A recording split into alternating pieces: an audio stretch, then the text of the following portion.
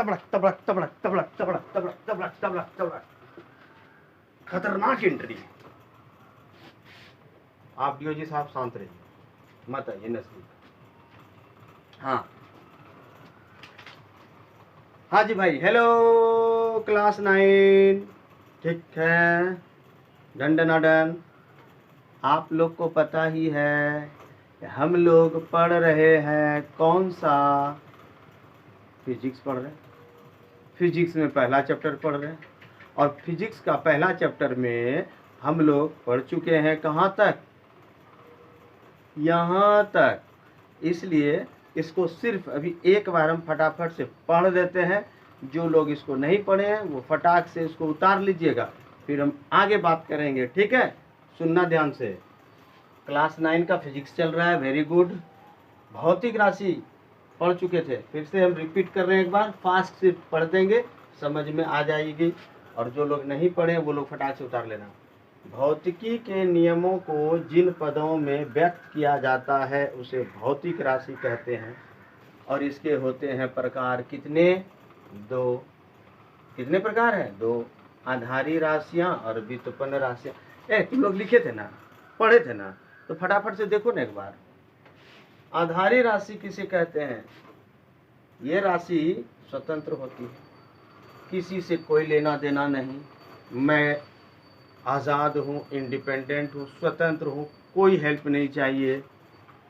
ये एक पद वाला होता है, सिंगल पद होता है, कोई मतलब नहीं दूसरे तीसरे से। और कितने प्रकार के होते हैं? 7 प्रकार के। ये सारा लिस्ट हम लोग पढ़ने वाले हैं, पहले बस इतना ही फोकस कर लो। जैसे एग्जाम्पल में लंबाई, हम कह रहे हैं ये पेन की लंबाई है, तो लंबाई है तो है, इससे और किसको क्या लेना देना? इसमें लंबाई है तो है, लंबाई माने लंबाई। द्रव्यमान, वेट, वजन है, कुछ भार है।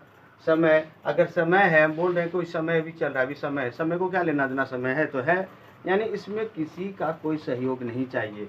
तो ऐसे पद वाले को हम बोलते हैं आधारी राशियां।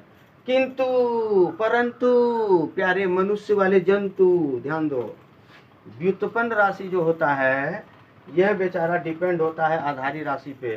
ये राशि स्वतंत्र नहीं होती, अर्थात ये राशियां आधारी राशि पर निर्भर करता है। यानी इस आधारी राशि से ही व्युत्पन्न राशि बनेगा।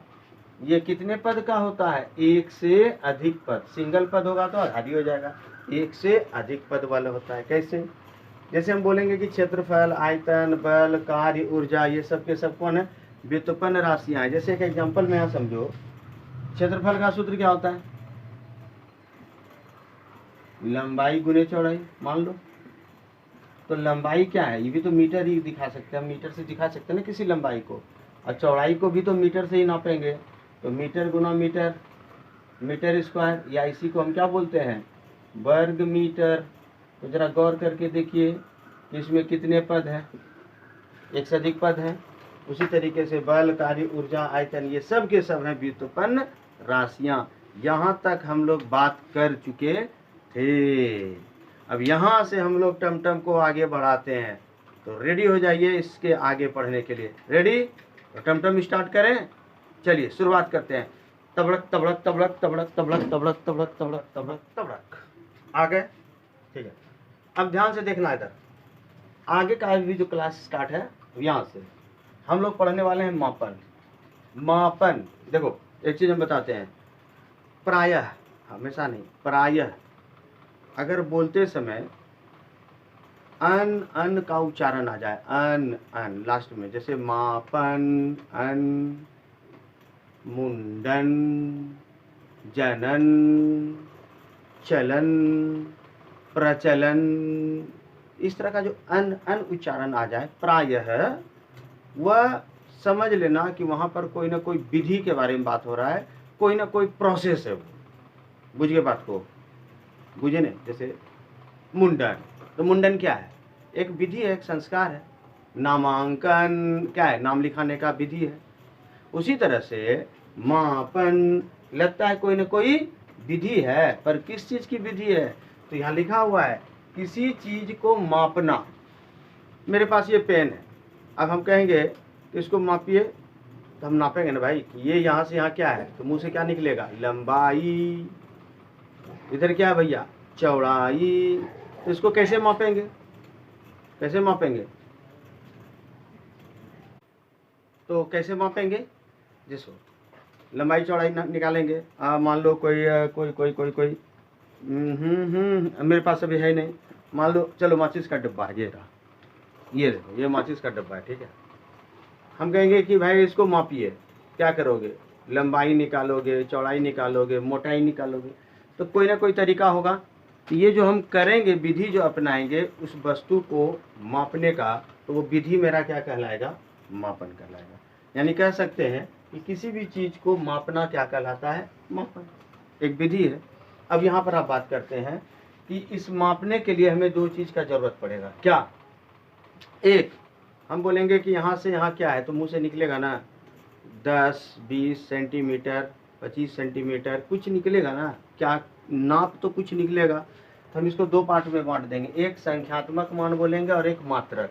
तो ये संख्यात्मक मान और मात्रक में क्या मतलब हो गया भाई, संख्यात्मक मान और मात्रक का मतलब क्या हो गया कि हम अगर किसी चीज़ को माप रहे हैं तो पहले तो हम उसका संख्या में मान निकालेंगे, 10, 20, 30, 40 क्या है, मीटर है, सेंटीमीटर है, दर्जन है, कुछ भी है, क्या है, तो हम यहाँ पर इसको संख्या बोल देंगे। फिर मात्रक का मतलब क्या हो जाएगा, मात्रक का मतलब ये हो जाएगा, कैसे समझना मात्रक का मतलब, जैसे हम बोलेंगे कि ये पेन कितना है नापो, तो हम क्या करेंगे, इसको नापेंगे, तो हम बोल देते हैं 5, क्या 5 किलोमीटर, 5 दर्जन, 5 सेंटीमीटर, 5 मीटर, 5 लीटर, क्या 5, क्या, तो मुंह से निकलेगा ना 5, जो बोले वो हो गया हमारा संख्यात्मक मान। बात को खोपड़िया में डालो, 5 क्या हो गया, संख्यात्मक मान, संख्या तो आ गया, पर उसके बाद जो पिछवाड़े में हम लगाने वाले हैं सेंटीमीटर, मीटर, दर्जन, वर्जन, जो भी आता है इस तरह का बात, उसको हम बोल देते हैं मात्रक। गुस्सा बोलो गजबे है, लिखो लिखो, चैटिंग बड़े गजबे है, लिखो घुस गया होगा दिमाग में। फिर से सुनो, हंसो मत, मोबाइल, किसी चीज को मापना मापन हो गया। हमको दो चीज चाहिए, संख्यात्मक मान चाहिए और मात्रक चाहिए। तो संख्या तो समझ गए कि सर हम जमीन को नाप रहे हैं, तो 30, 35, 30-35 क्या, जमीन 30 दर्जन लंबा अब 35 लीटर चौड़ा, क्या बोल रहे हैं, लीटर दर्जन, कुछ तो निकलता, ओ 35 मीटर, 35 सेंटीमीटर। ये जो लास्ट में अंक के बाद जो मीटर, सेंटीमीटर, दर्जन ये जो आता है, यही है हमारा क्या, मात्रक। डन। मात्रक को कितने भाग में बांट दिए हम, दो भागों में, आधारी मात्रक में बांटेंगे और व्युत्पन्न मात्रक। जिस तरह से उसके पहले राशियां कितनी थी, दो, आधारी राशि और व्युत्पन्न राशि, उसी तरह से मात्रक हो जाएंगे कौन कौन, दो, आधारी मात्रक और व्युत्पन्न मात्रक। आधारी मात्रक किसे कहेंगे, वैसा मात्रक जो आधारी राशि से बना है, आधारी राशि से बना। अब आधारी राशि में एग्जाम्पल अगर हम ऐसे बोले, चले मान लो लंबाई, हम अगर बोल देते हैं लंबाई, तो हमारा ये आधारी मात्रक में आ गया। लेकिन लंबाई क्या, लंबाई के साथ मीटर, सेंटीमीटर जोड़ेंगे ना, हाँ, तो वो जो बाद में आएगा ना मीटर, सेंटीमीटर, जो आप लंबाई को सूचित करेगा, तो हम उसे बोलेंगे आधारी मात्रक। और व्युत्पन्न मात्रक कौन हो जाएगा, वैसा मात्रक जो व्युत्पन्न राशि से बना है। अब जरा यहाँ देखना, क्षेत्रफल क्या है, व्युत्पन्न राशि, आयतन व्युत्पन्न राशि, इसके लिए जो मात्रक बना है, क्षेत्रफल के लिए जो मात्रक बना है कौन, वर्ग मीटर, आयतन के लिए जो मात्रक बना है कौन, घन मीटर। इसी तरह से और भी होगा आगे एग्जाम्पल। इतना बात समझ गए ना, कि आधारी मात्रक का मतलब वैसा मात्रक जो आधारी राशि से बनता है, और व्युत्पन्न मात्रक वैसा मात्रक जो व्युत्पन्न राशि से बनता है। और मात्रक और संख्यात्मक मान दोनों अगर रहेगा तभी हम किसी वस्तु को माप पाएंगे सही सही। अन्यथा ऐसे बोल दे, जानते हैं आज ना हम होटल में 3 खाए, 3 खाए, क्या 3 क्या खाए, 3 दर्जन खाए, 3 लीटर खाए, 3 पीस खाए, क्या 3 हाथ खाए, नहीं ना, पता नहीं ना चला। इसलिए एग्जाम्पल के लिए, यानी सही सही जानकारी लेने के लिए हम क्या खाए, कितना पिए, कितना लंबाई, कितना चौड़ाई, उसको मापने के लिए हमें दो चीज़ चाहिए, संख्यात्मक मान और मात्रक। और मात्रक हो गया आधारी मात्रक और व्युत्पन्न मात्रक। ठीक बात। तो इतना बात जल्दी से कॉपी पे नोट कीजिए, फटाक, स्क्रीनशॉट भी मार सकते हैं, जल्दी नोट कर लीजिए। कर लिए? तब फिर इसके बाद आगे बढ़ाएं हम टम को। चलिए, तबड़क तबड़क तबड़क तबड़क तबड़क तबड़क तबड़क तबड़क,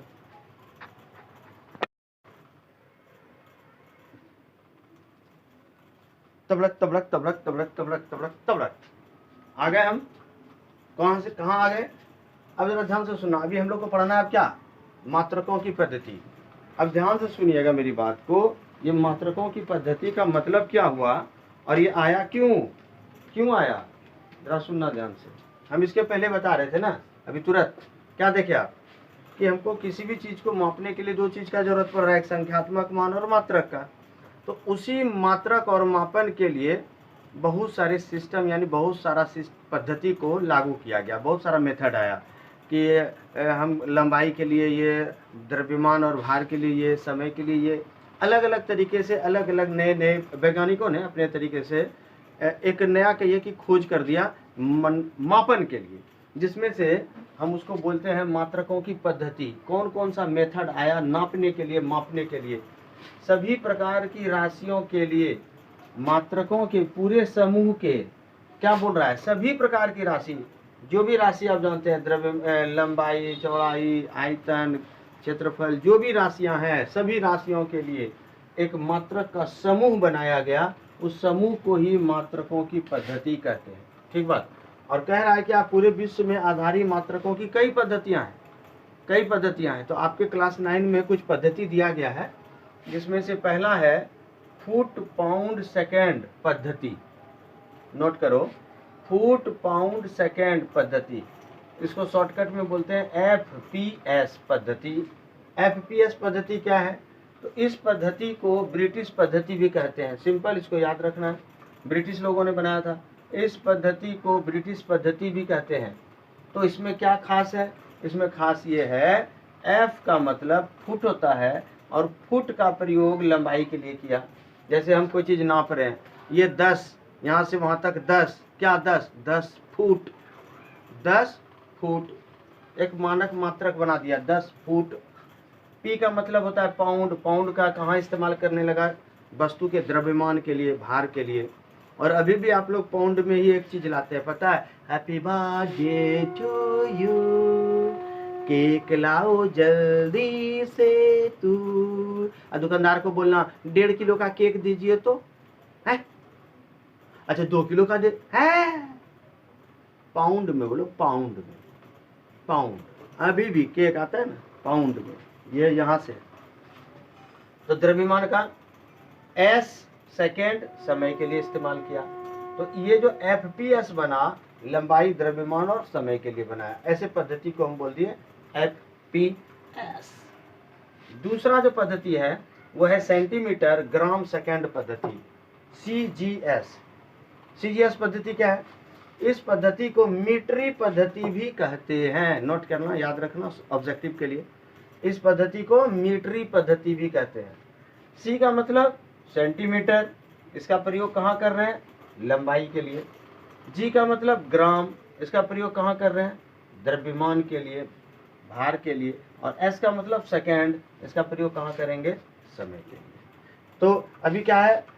फुट पाउंड सेकेंड पद्धति FPS, इसमें लंबाई के लिए फुट, द्रव्यमान के लिए पाउंड और समय के लिए सेकेंड था। सेंटीमीटर ग्राम पद्धति CGS पद्धति में क्या है? लंबाई के लिए सेंटीमीटर, द्रव्यमान के लिए ग्राम और समय के लिए सेकेंड। ठीक बात। FPS को ब्रिटिश पद्धति भी कहते हैं और CGS को मीटरी पद्धति भी कहते हैं। यहाँ तक बात समझ में आई? फटाफट से उतार लो। ठीक बात हो गया ना? चलिए हम आगे बढ़ते हैं।